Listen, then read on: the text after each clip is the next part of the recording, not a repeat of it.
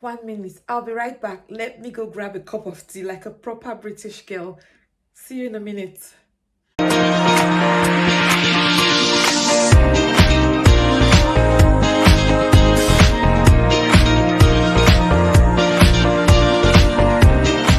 Yay! So now I got my cup of tea. We can discuss. Hello, and how are you today?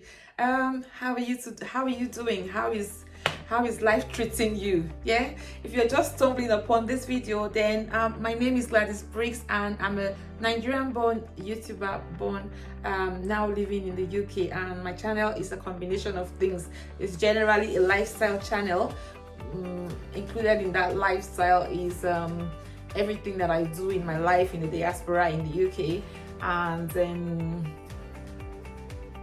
some days I do like vlogs, some days I talk about issues, and some days I just demonstrate some how-tos for my audience. So in this video, I'm going to be talking about Nigerian English versus British English. So let's do this. If you're yet to subscribe to this channel, please click on the subscribe button. What are you waiting for now?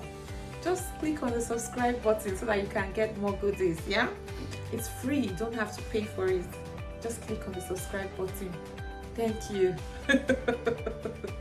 Okay, let's do this. Yeah, I grew up in Nigeria. I was born in Nigeria. I've said this like a million times. Yes, and of course, we had all our education in English in Nigeria. I had all my education in English. I grew up in Port Harcourt, so I'm a Port Harcourt girl. So I had a combination of 3 languages, in fact 4 languages going on when I was a child, because my mom and dad are from 2 different parts of the southern part of Nigeria. So my mom is a proper Igbo woman, and my dad is a correct Ijaw man, Bayelsa man. So I had those 2 languages going on at home. My mom and her relatives were doing their own thing, and I was picking up that. And my dad, not so much. He speaks, yeah, but my dad is like, he's one of those posh human beings. So to them, posh was, I don't know what it was, but he never really spoke his language to me. I don't know whether he spoke to the other children, but I just didn't pick it up as I should have, because I was never exposed to it. So my bad.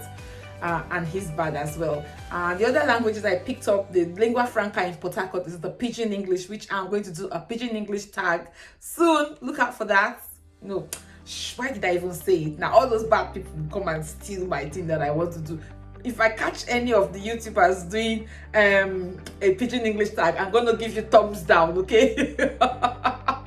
Okay, so I had the Pidgin English, and I also had the Queen's English. I attended a school, a kind of like I wouldn't call it a British school, but I had British teachers. I had international. I think I would refer to it as an international school at the time. Yeah, because I had Ghanaian teachers, English teachers, Indian teachers, Pakistani, Lebanese, and all that. So all of those different parts of the world were in that school.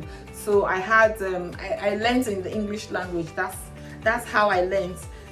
But coming to the UK now, yeah, the English that I knew growing up, the English that I was used to, that I spoke, began to make me laugh, because whenever I spoke it, I sounded funny. Also, in this video, I would like to share a few of the things that I found along the way. That I found out the things that I did that I even had to laugh at myself for doing. So yes, let me jump into the first one. The first phrase that gave me the shock of my life is a question that somebody asked me when around the time that I think I was about 2 or 3 weeks old in the UK, and the lady asked me, "Are you local?" She saw me, another black lady, and she saw me somewhere, in the little village where my husband was working, where I went to join him, and she asked me, "Are you local?" And guys, you know what local means in Nigerian English?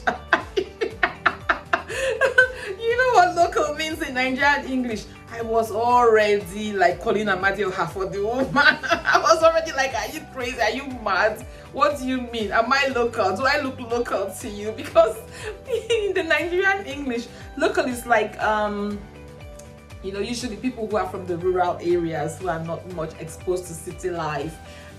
So in other words, not so civilized, not as civilized as somebody, because in Nigeria where I grew up, people who are in the city refer to themselves or think that they are civilized. Those who live in the city think that they are civilized, and those who live in the rural areas are seen as uncivilized or seem to be uncivilized. I don't think that is right, but that is just something that exists there within that Nigerian community. So for somebody to say, "Are you local?" it was just like, oh my goodness, what is she trying to tell me? Just because I just came from Nigeria, you want to ask me, am I local? Am I local means what? I got back home, I didn't answer the lady. I gave her the dirty looks. I just gave her the looks like, what do you think you are, idiot? You know, my Nigerian accent in my head. What do you think you are? I gave her the up down. You know that thing we do in Nigeria. The up down looks. I gave it to her and I walked away. I got back home. I told my husband the gist, and my husband like, what did you just do? What did you just do? You know, so yeah, he corrected me immediately, and he made me realize that the lady was only asking me if I live in the locality, if I'm local, if I live in that area, because obviously she's black and she's seen another black person and she wants to know whether I'm local, whether we can be connecting for tea and coffee, you know, that type of thing. That I was really rude. If I see the lady another day, I should apologize to her and try and catch up with her. I'm like, okay, we learn every day, we learn something new every day. Now, this was another moment I had with another of my Oyibo friend, and of course I can say Oyibo, right? Because Oyibo is not derogatory. Oyibo just means white person, somebody that is Caucasian. Yeah. So another of my Oyibo friend, we were supposed to have like a little meeting, and I went for that meeting. I didn't get to the meeting on time, so she was ringing me to find out what's going on, why am I not here? So I said that I'll be there now, my food is on fire. My food is on fire. So the lady immediately, she rang the fire she rang fire people immediately, and before I knew it, fire people, they were in my house, and I was like, what's going on? They said they got a phone call that there's fire in this house. So I said, no, there's no fire. No fire at all. So I rang my friend and asked her, what's going on? She said, but I said that my house, the food is on fire. I said, no, that's what we say in Nigeria. You know, that's what we say. That's just what we say in Nigeria to mean that I have started cooking. I'm cooking. The food don't enter fire, you know, the food the food there on fire, you know, that's it. That's just what we mean by the food is on fire. So they won't say something like that. They would be plain that I'm cooking, or I've started to cook the food. Yeah, they won't say something like the food is on fire. The food is on fire means that fire don't they burn, fire is burning, fire is burning, the fire is on, you know. Okay. Now, the other thing that is a big difference between Nigerian English and British English is the word sorry, you know, like when something happens to somebody, or when just anytime that anything goes wrong, we say sorry. Oh, sorry. Oh, because I think, for example, in my mother's language now, which is Ndo is like when anything happens to you, you say Ndo, and that's the translation of sorry for them. You know, I'm sure it's the same thing in the other languages, like in Yoruba and Hausa and the rest of them. So most of the time, when something happens to somebody, whether it is your fault or not your fault, you just say sorry, pele, oh sorry, yeah, oh sorry. But here in the UK, sorry means that you wronged the person, or you did something, or that thing that happened was caused by you. Then you say, oh, I'm so sorry. Oh, sorry. Oh, so sorry. I'm sorry that happened. Yeah. But if you didn't do something wrong and you go say sorry, there is the assumption that you caused that thing. So you have to be careful when you are saying sorry. You can, if somebody falls down, you can ask them, oh, are you all right? Are you okay? Oh, hope everything is all right, you know. You cannot just, so somebody fell down or a cup fell down, then you say, oh, sorry. You say, Are you all right? You walk to them and you say, are you all right? Oh, hope you are feeling all right. You know, something like that, but not sorry. Oh, sorry is a no. Sorry is only the thing you say when you are wrong and you are apologizing. And truly, when they say that sorry, they mean it. It's not like our own sorry. Sorry, now you don't do. It's not that type. It's sorry as in sorry. They mean it. And the other thing, which is like a big difference between Nigerian English and British English, is in the way that we use the words drug and medication. So here in the UK, drug refers to substance, the ones that people take to get themselves on a different plane, yeah? So you can't use that word to mean medication. You can't use it to mean medication. All of them, paracetamol, Panadol, antibiotics, and all the things that the doctor gives to you, your prescription, those are your medication. That's medication. So when you go to the pharmacy to get medication, to get medicine, yeah, you tell them you want to collect your medication. So you don't tell them you've come to collect your drugs, because you've come to collect your drugs, you are now calling for trouble. Don't say I told you, I didn't tell you, yeah, I was not there. Okay, I was not there when it happened. So if you're coming to live in the UK, or if you live in the UK, you have to try and know the difference between drugs and medication. You can say tablets. I haven't taken my tablets. I haven't taken, and even tablet these days, I mean, most people refer to tablet as iPhone, iPads, yeah. So medication is the most common one that people use to refer to the things that you get off your doctor prescription. Drug is the other one, the ones you get on the streets, the ones you know, yes. Now these two words, one of them exists, is a proper word, and the other one is just a word that is made up by Nigerians for Nigerians. Trafficator and indicator, yeah. So we've looked for the word trafficator, and it doesn't seem to exist, yeah. So it's a word that exists only in Nigeria. So you will see a car and you say, the car, the trafficate left, it's trafficating left. The trafficator don't break. I mean, the trafficator is broken, yeah. So or the trafficator don't spoil. The trafficator is spoiled. But they wouldn't say trafficator here in the UK, they would say indicator. And I think that is the right word, because you are actually indicating that you're going left, or you're indicating that you're going right. So I don't know who made up the word to trafficator and wherever. It's like it sounds very nice. When they told me that the actual word is indicator, I'm like, which kind of indicator? Indicator is not sweet. Now trafficator is the real moi moi. Okay, let me get you the next one.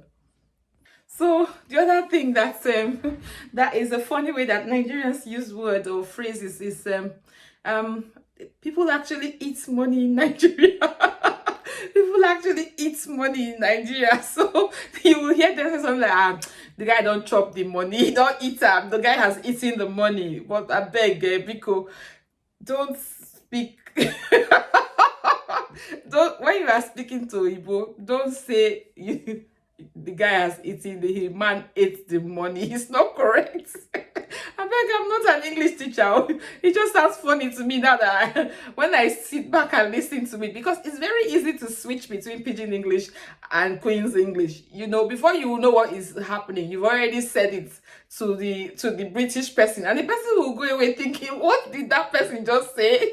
So I think the right thing to say is, he has spent the money, and we use it so in like when we're referring to corrupt people, like corruption, you know, our leaders have eaten. They don't eat our money. They don't chop our money, you know. And chop, yes, that's another thing. My children, oh yes, here we go. Chop and eat, yeah. Eat and chop mean the same thing in Nigeria. In the UK, people don't say chop to mean eating food, yeah. Chop means like chopping it up, like, okay, or chopping it up. But in Nigeria, we say, you don't chop, have you eaten?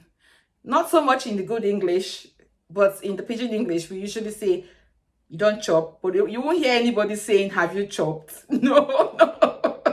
but it's usually in Pidgin English. So, and I say that to my children, I like, go chop your food, go and eat your food. That's what the person is trying to say. But yeah, so those are the things. I think I have one or two more before we finish off. So the other two words that they are both correct. They are both correct. They just mean the same thing in the two different forms of English. Expressway and motorway. Yeah. So in Nigeria, we say expressway or express road. Yeah. Because that means like I think the road that the big roads that link up one city, between cities, yeah, or between states in Nigeria. So a road that is going from one state to another state to another state, that is like an express road. In America, they would say highway. That's a highway that is like taking you like straight up, big major road with lots of different lanes going back and forth.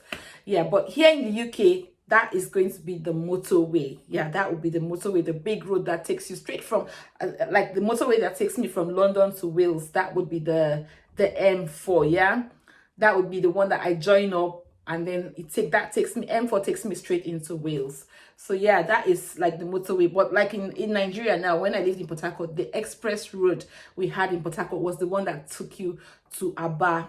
Yeah, so Port Harcourt to Aba, we had like a big express road that took you. I think there's another one that should be linking you to from Port Harcourt to Bielsa to Delta, but for some reason it's still like it's not up to the standard of an express road. So it's still supposed to be an express road, but it doesn't like fit the specification because it's supposed to be kind of like, you know, when you say express, it's meant to have like dual lanes. I think the last time I went, I think Jonathan did something with that road.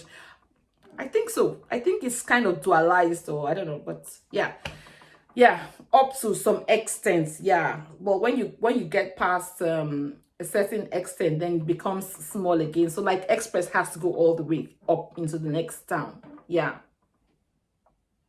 The other bit of difference is with our wares, our clothing. So like in Nigeria, when I was growing up, I knew my underwear, like my what we call pants in Nigeria. Yeah, what we call pants. Your pants is your here in the UK is called knicker. So it is not called pants. So I think pants comes from underpants. Yeah, your underpants. It's Americans that say that. I'm not sure. Please let me know in the comment section if you're sure what that is called in the US. But in the UK, that is called knicker. But in Nigeria, it's just called pants. We say pants. And again, the thing that we refer to as trousers in Nigeria, yeah, here people say people just say pants mostly. So if anybody says pants, they're not referring to your underpants, they're referring to your trousers. Yes, that's what they're referring to. So yeah, kind of mixed up a little bit.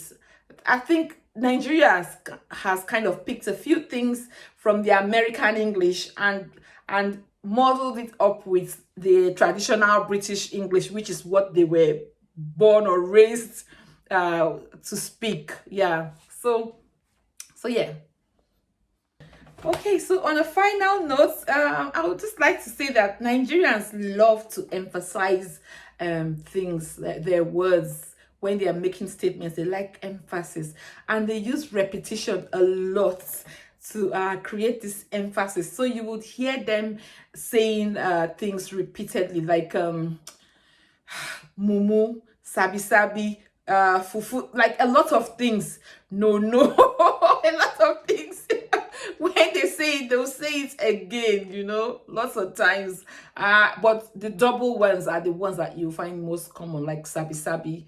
That means when you're behaving like you know everything. when you're behaving like you know the beginning and the end of the world, then they will refer to you as sabi. Sabi means know. That's to know. Sabi means to know. Yeah. So sabi means that you're just like you're over the top with you're trying to know things. Yeah. So trying to do things and trying to demonstrate yourself as someone who knows it. Yeah. So we love to use repetition to emphasize the words, whereas British just say things and they say it and that's it. Cuts. Yeah. So that's where I'm going to end it for this little chit chat that I had with you today. I hope you enjoyed it. I hope you're enlightened.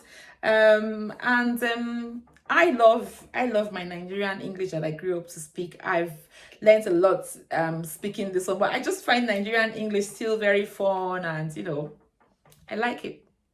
It's our thing. So when you have something, you have to own it, and everybody has their own version of the English language. It is the lingua franca that is in your community, within your community, within your country. So you have to enjoy it and own it. Don't let nobody make you feel that your English is inferior to their own, and please don't try to speak in an accent that sounds weird, that is not yours. Okay, speak in your accent that you have, and be yourself, be original to yourself. Yeah, I'm gonna leave you with that. Hope you enjoyed it. If you have any other things, any other words or phrases that you think you've heard Nigerians speak that is different in your own part of the world where you live, which means a different thing in English wherever you live, please leave them in the comment section for me. And thank you so much for watching, and I shall see you in the next one. Bye now. Bye.